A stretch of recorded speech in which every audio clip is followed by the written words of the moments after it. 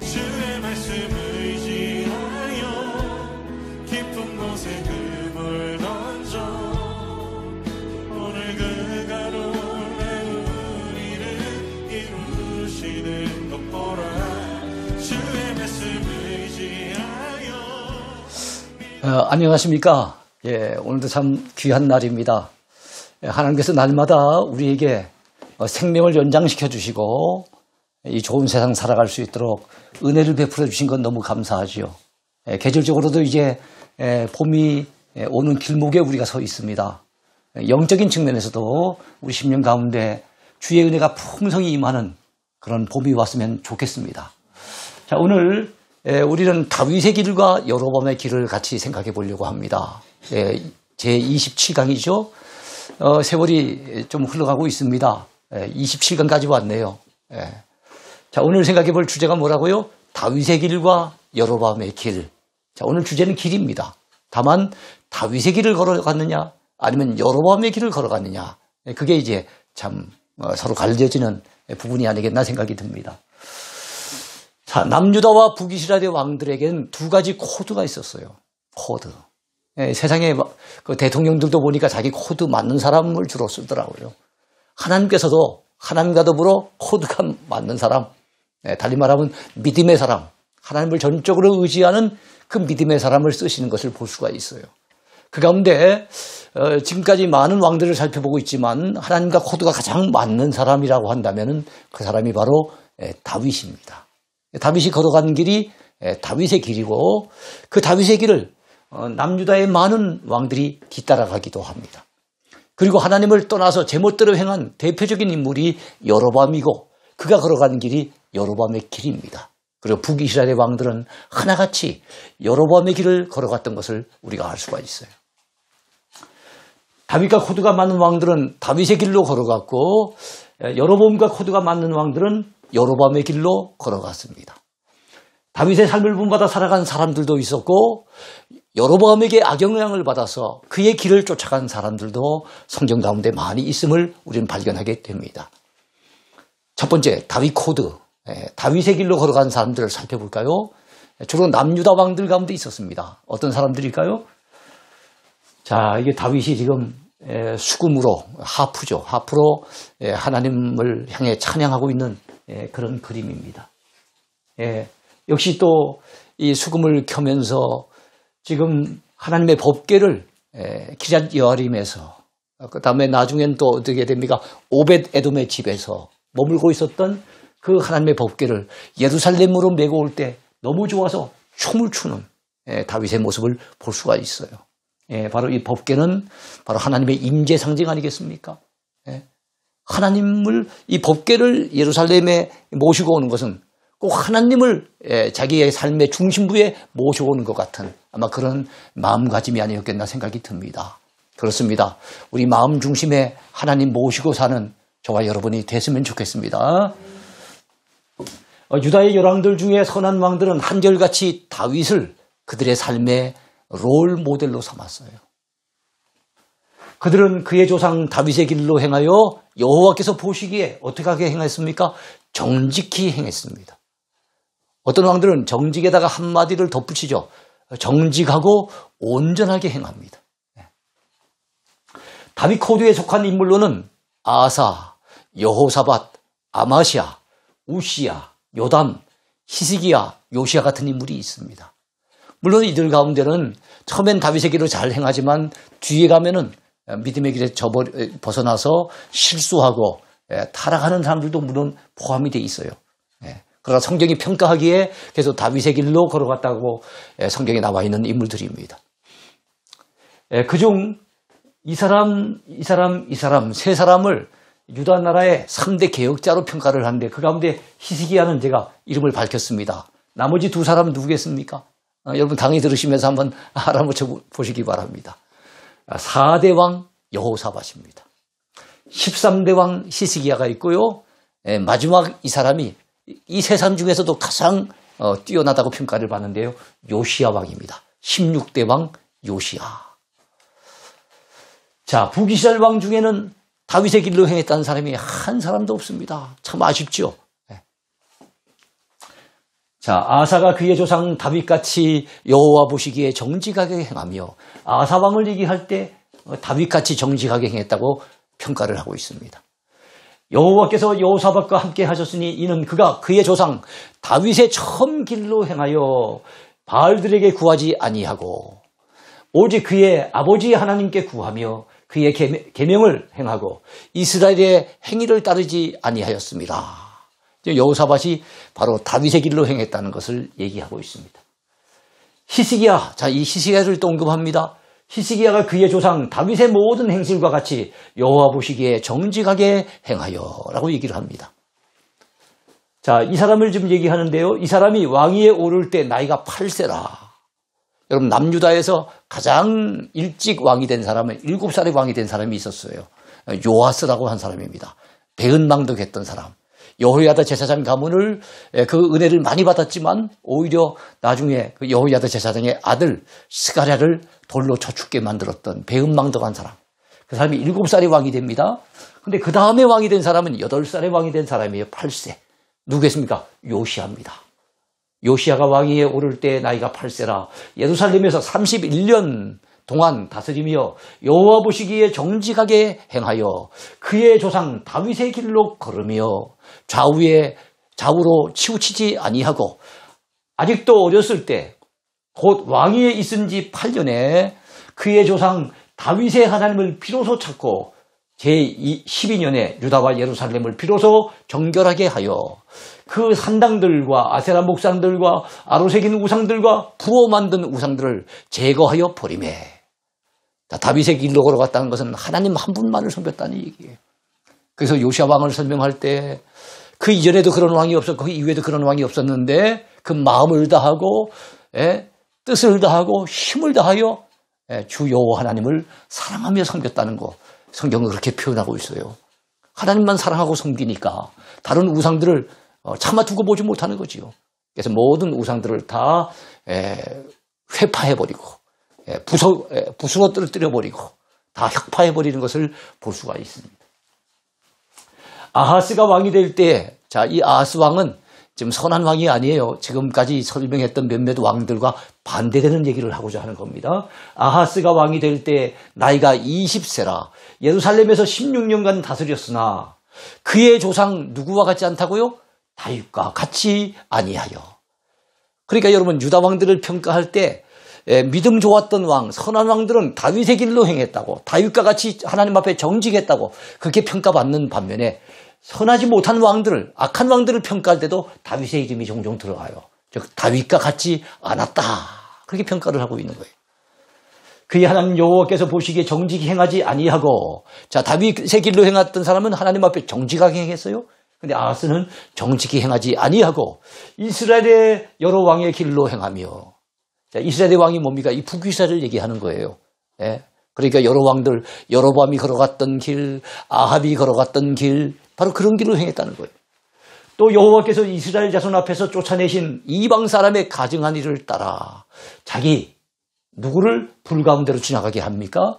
여러분 잘못된 우상이 참 많지만 성경에 소개되는 우상 가운데 자기 아들을 불태워서 자기 신에게 바치는 아주 좋지 못한 우상 숭배가 있어요. 그게 바로 몰렉입니다. 몰렉신을 섬기는 건데 암몬 사람들이 섬기는 신이고 또 아수르 사람들이 섬기는 신이 이 몰렉신인데 자기 아들을 불 가운데 지나가게 하며 불태워서 결국엔 바치는 거예요. 참 얼마나 안타깝습니까? 아하스처럼 다윗의 길을 걷지 아니한 자들도 유다 왕들 가운데 많이 있었어요. 다윗의 길로 행한 사람보다는 다윗의 길을 걷지 않은 사람이 더 많았어요. 그러다 보니까 결국엔 남유다가 북이스라엘보다는 한 140년 더 오래 갔지만 결국에는 멸망의 길로 접어들게 된 것은 바로 다윗의 길로 행하지 않았기 때문에 그렇다 하는 것을 알 수 있습니다. 자, 이번엔 여로보암 코드를 보겠습니다. 여로보암의 길로 행한 사람들을 볼까요? 자, 여로보암이 지금 금송아지를 섬기고 있는 여기 금송아지가 있죠? 그런 장면입니다. 자, 열왕기의 여러 곳에 그가 이스라엘에게 범죄하게 한 느밧의 아들 여로보암의 길로 행했다는 기록이 있습니다. 여로보암의 아버지는 느밧이에요. 여로보암이 악한 길로 행함으로 우상 숭배 길로 행함으로 폐역된 길로 행함으로 그의 아버지까지도 성경에 늘 참 어떻게 보면 참 불명예를 뒤집어 써야 되는 그런 사람이 됩니다. 그런데 안타까운 것은 북이스라엘의 왕들 중에는 그러한 평가에서 비켜나간 인물이 없었다는 거예요. 몇몇 사람은 좀 거기서 비켜나가가지고 그가 여로보암의 길로 행치 아니하고 여로보암과는 다르게 여호와 하나님을 찾고 구했으며 이렇게 평가받는 인물이 다만 몇 사람이라도 있었으면 얼마나 좋았겠습니까? 다만 살룸만이 여러분 그런 평가에 대한 언급이 없어요. 이 사람은 선한 사람이 그런가? 그게 아니고 1개월밖에 통치하지 않았기에 뭐 그 우상 숭배하고 말고 할 그런 겨를이 없지 않았겠나 이런 생각을 해봅니다. 자, 이스라엘에게 범죄하게 했다는 말. 자, 여로보암은 금송아지를 만들어서 섬김으로 우상 숭배를 했는데 자기 자신만 범죄한 것이 아니라 자기 자신만 하나님 앞에 타락한 것이 아니고 이스라엘 백성들을 범죄하게 했다는 거예요. 그게 무슨 뜻일까요? 그것은 여로보암이 베델과 단에 금송아지를 만들어서 백성들이 우상 숭배하도록 만들어버렸다는 거예요. 유도했다는 것입니다.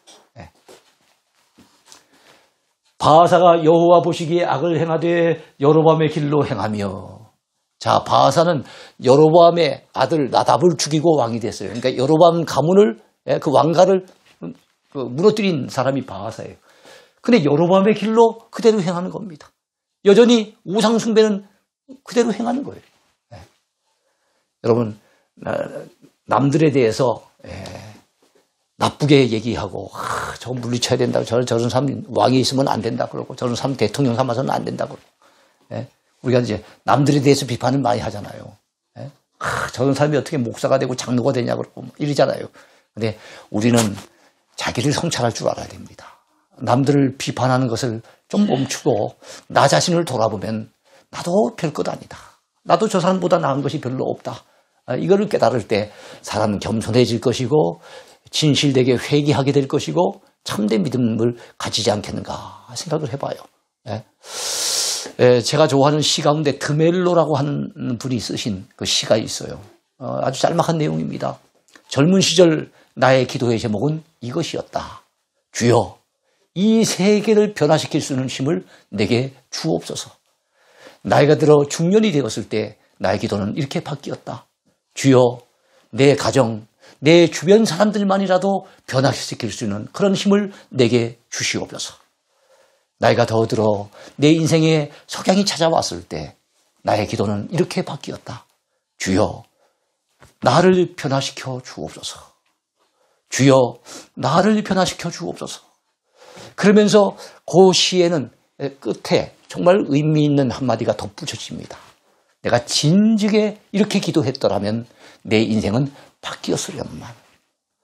내가 진작에 이렇게 기도했더라면 내 인생은 바뀌었으련만. 이것이 그 시의 마지막 부분이에요. 그래요. 우리가 하나님 앞에 기도할 때 하나님 저를 새롭게 해주세요. 저를 변화시켜 주세요.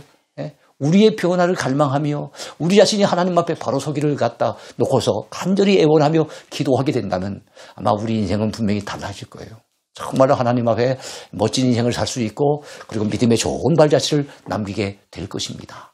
그러나 우리는 우리 자신을 볼 줄 모르고 남에 대해서 손가락질을 하고 남에 대해서 비판을 하고 자아 성찰할 줄 모르고 남을 비판하는 이런 데 매몰되다 보니 참 우리 자신의 그 삶을 망치게 되는 경우가 얼마나 많은지 모릅니다.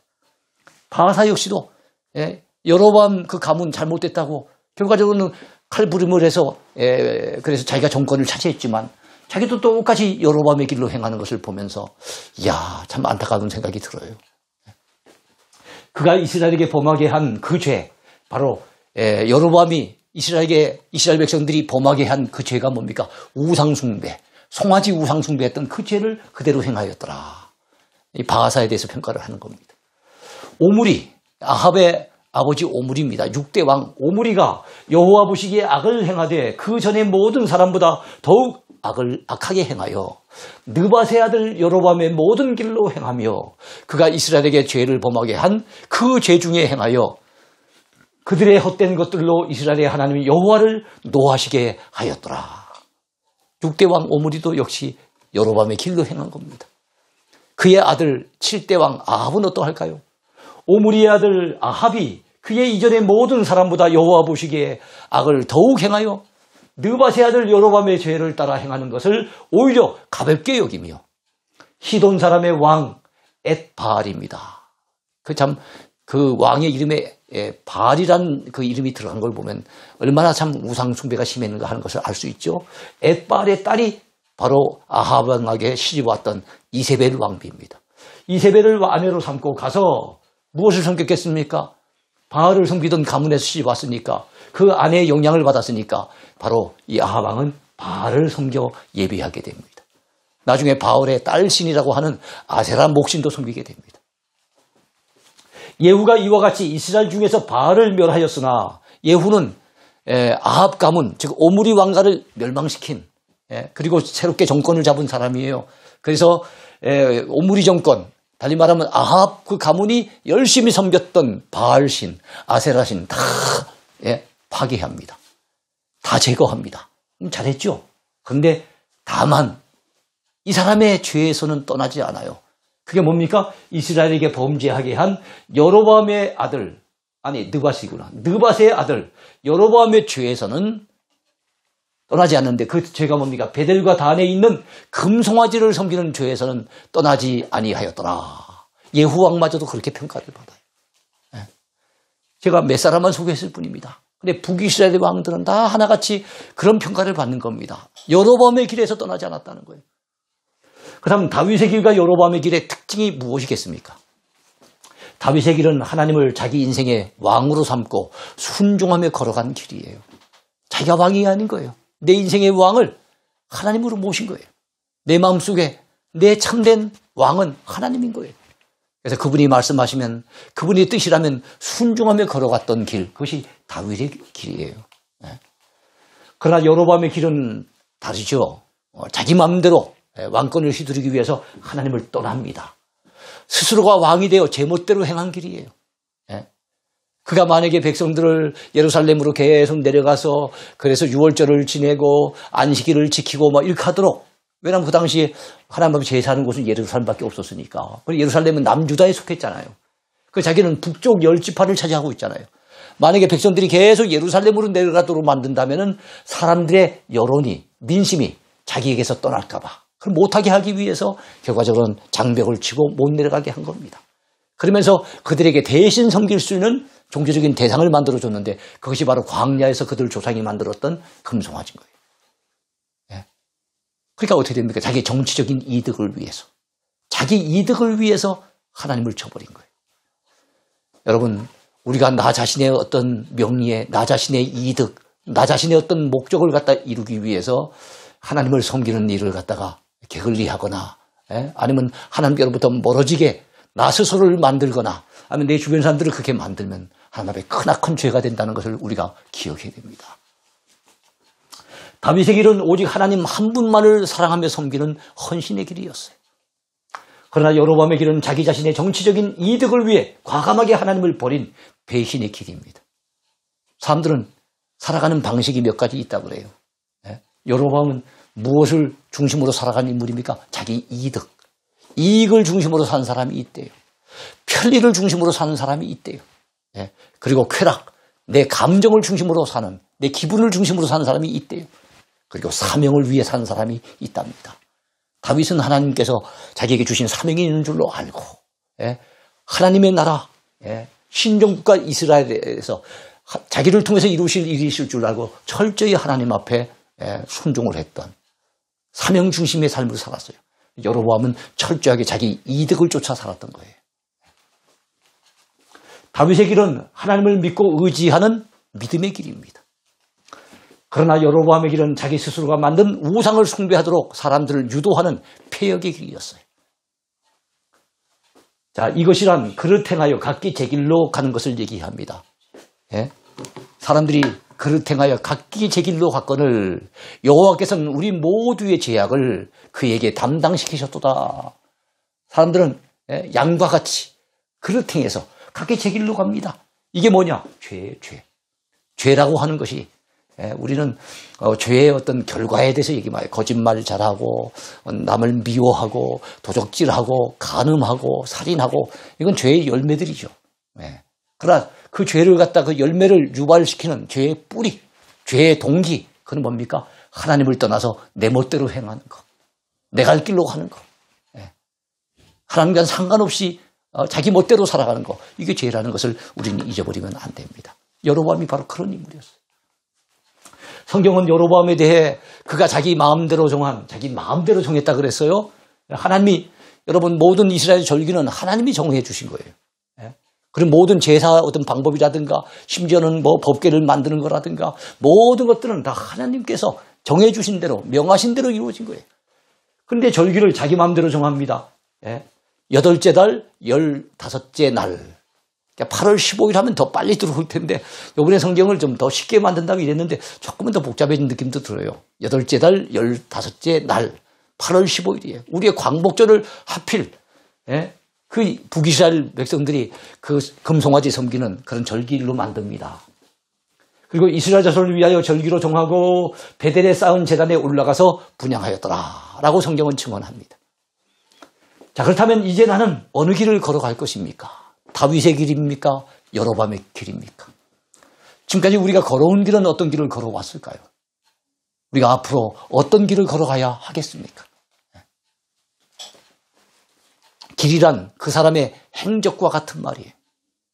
그가 어떤 길로 갔다 하는 것은 그가 어떤 행적을 남기고 갔다라고 하는 그런 의미가 있을 거예요. 행적. 그래서 김구 선생은 이런 말을 했습니다. 눈길을 걸을 때 조심해야 한다. 왜냐하면 내가 남긴 발자국이 뒤따르는 사람에게는 길이 되기 때문이다. 그랬어요. 눈길을 걸을 때 조심해서 가야 된다. 잘못된 길을 가면 안 된다는 거예요. 왜냐하면 내가 발자국을 남기게 되면 뒤따라온 사람은 그것이 당연히 길인 줄로 알고 같이 따라가다가 내가 실족했던 그곳에서 그들도 실족할 수 있기 때문에.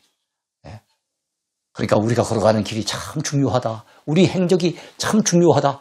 뒤따르는 사람이 보고 본받을 수 있기 때문에 그렇다는 거예요.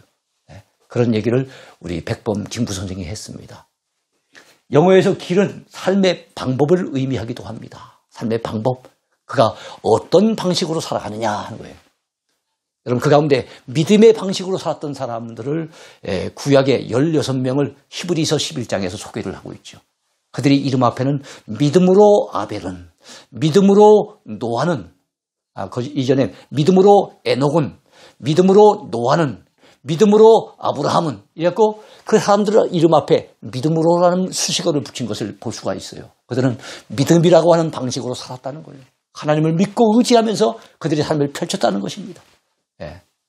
그런데 인간의 잔꾀로, 자기의 수단, 방법으로 이렇게 사는 사람들도 있잖아요.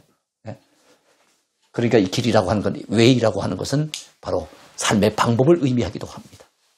우리는 그동안 어떤 방식으로 살아왔습니까? 성경에는 모두 560여 회의 길이라고 하는 단어가 등장하고 있습니다.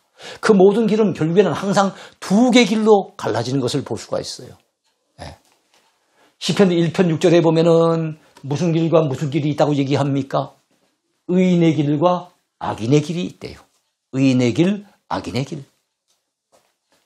그래서 하나님께서 의인의 길은 인정하시지만 악인의 길은 인정하지 않으세요. 그래서 악인의 길은 다 망하는 길이라고 말씀하고 있습니다. 자, 예레미야 21장 8절에 의하면 여호와 하나님께서 우리 앞에 생명의 길과 사망의 길을 두셨다고 말씀하고 있습니다. 우리 앞에는 생명의 길도 있고 사망의 길도 있어요. 우리가 어느 길을 선택하느냐에 따라서 그 끝이 생명으로 이어지기도 하고 그 끝이 사망, 멸망으로 이어지기도 하는 거예요. 잠언 10장 9절에는 바른 길과 굽은 길이 비교되고 있습니다.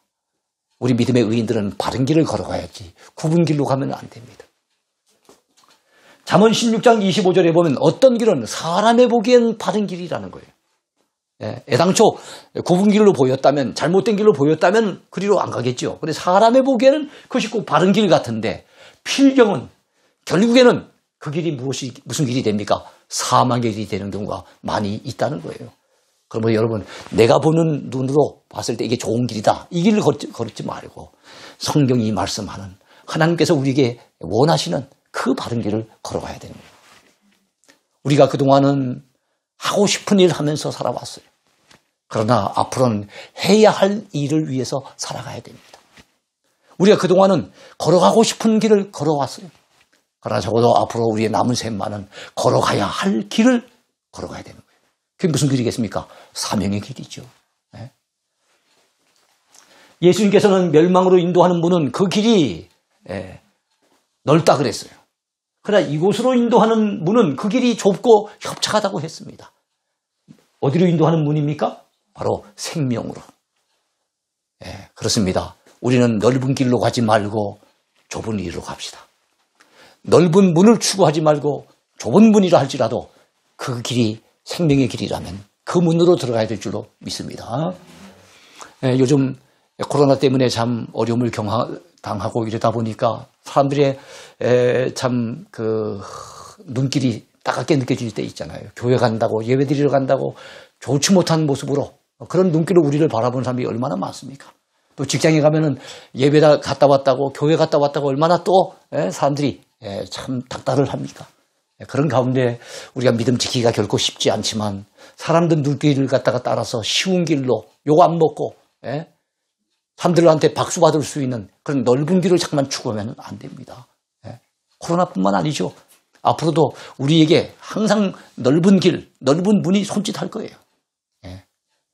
그것은 갖다가 가기가 편리합니다. 넓지요. 박수관체를 때로는 받기도 합니다. 아주 편리한 길입니다. 그렇지만 끝에 가면 필경은 그 길은 사망의 길이고 그 길은 멸망의 길이라는 거 우리가 놓쳐버리면 안 됩니다. 좀 힘들고 어려워도 묵묵하게 좁은 문으로 좁은 길로 가다 보면은 바로 그 길은 우리를 생명으로 이끄는 문이라는 거 여러분 꼭 기억하시길 축원해 드립니다. 자, 우리는 잘못된 길에서 마음을 돌이켜야 됩니다. 그것이 진정한 회개예요. 여러분 구약성경 히브리어에서 회개라고 하는 말은 두 가지로 사용이 돼요. 하나는 슈브라는 말이 사용되고 하나는 낙함이란 말이 사용됩니다. 낙함과 슈브. 낙함은 슬퍼하다. 슈브는 돌아가다 이런 뜻이에요. 그러니까 회개가 뭐겠습니까? 내가 그동안 살아왔던 삶들 가운데 죄악된 모습이 발견이 돼서 나 자신을 자아성찰을 해봤더니 너무 주님 앞에 부끄러운 모습이 발견돼서 그 때문에 너무 마음이 아파서 가슴을 치면서 슬퍼하는 것. 그리고 지금까지 걸어왔던 그 길이 아닌 하나님이 원하시는 새로운 길로 또 다른 길로 돌이켜서 하나님께로 향하여 하나님께로 돌아가는 것. 자기 죄 때문에 가슴 치며 슬퍼하며 하나님께로 돌아가는 것. 이것이 뭐겠습니까? 진정한 회개라고 볼 수 있는 거죠. 그래서 회개를 하려면 우리가 걸어왔던 그 길을 계속 걸어가면 안 됩니다. 그 걸어왔던 길이 믿음의 길이었다면 계속 걸어가야 되겠죠. 그래서 잘못된 길을 걸어왔다면 하나님 보시기에 부끄러운 길을 걸어왔다면 이제는 길을 바꿔야 되는 거예요. 악인은 그의 길을 불의한 자는 그의 무엇을 버리고요? 생각을 버리고 여호와께로 돌아오라. 그래요. 우리가 믿음의 길을 걸어가려고 한다면 하나님이 원하시는 생명의 길을 걸어가려고 한다면 우리의 생각부터 바꿔야 되고 우리의 마음부터 고쳐먹어야 됩니다. 현재 내가 걸어가는 길에 대한 나의 선택은 미래 나의 운명을 좌우한다는 것을 잊지 말아야 돼요.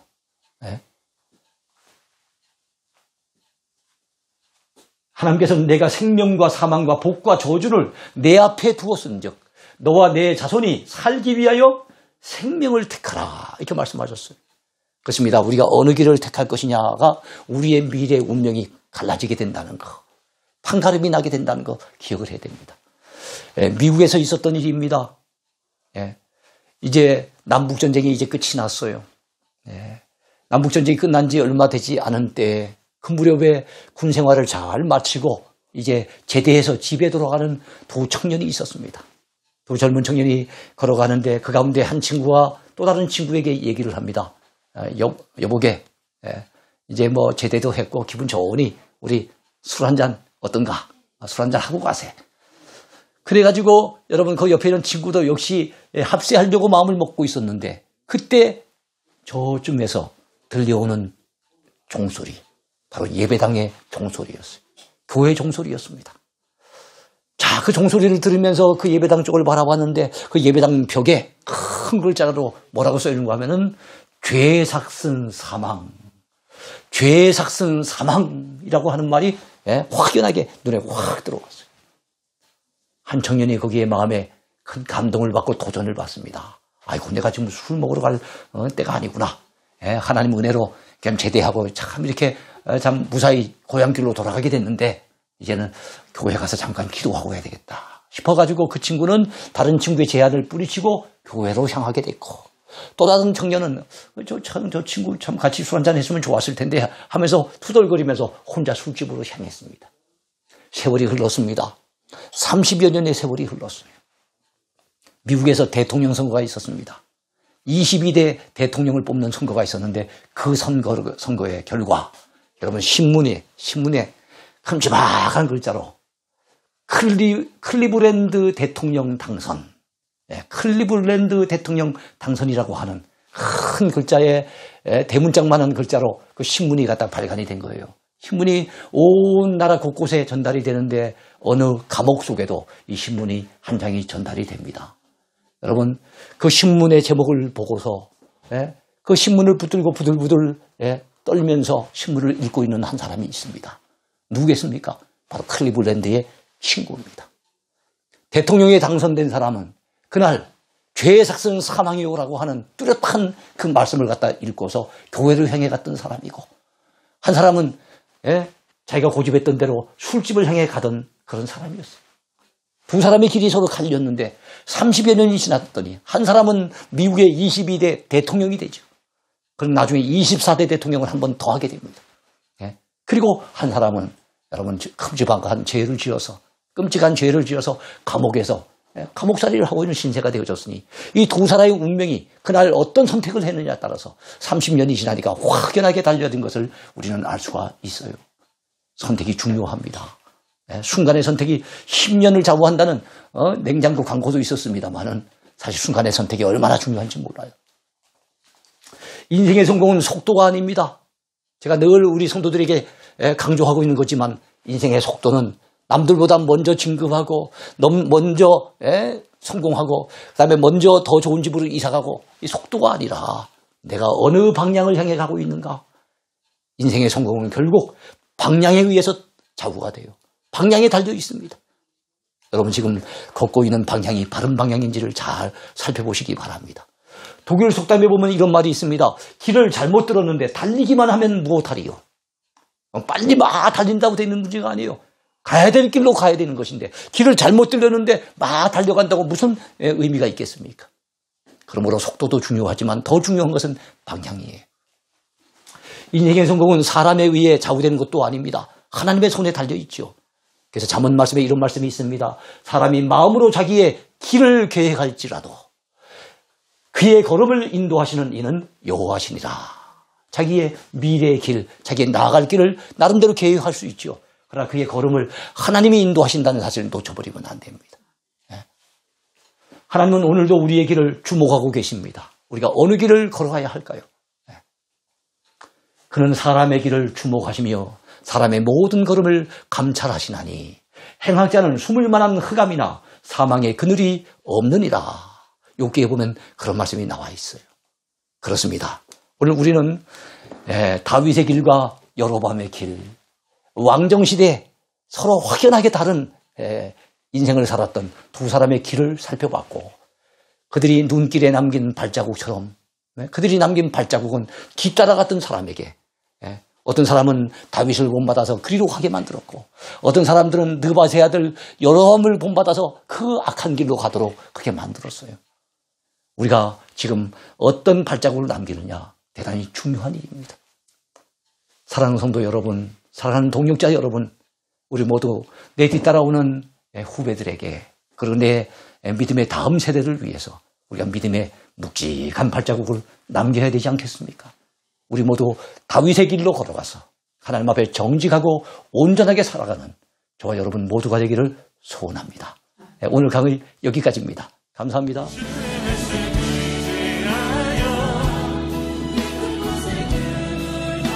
그물 던져 믿는 자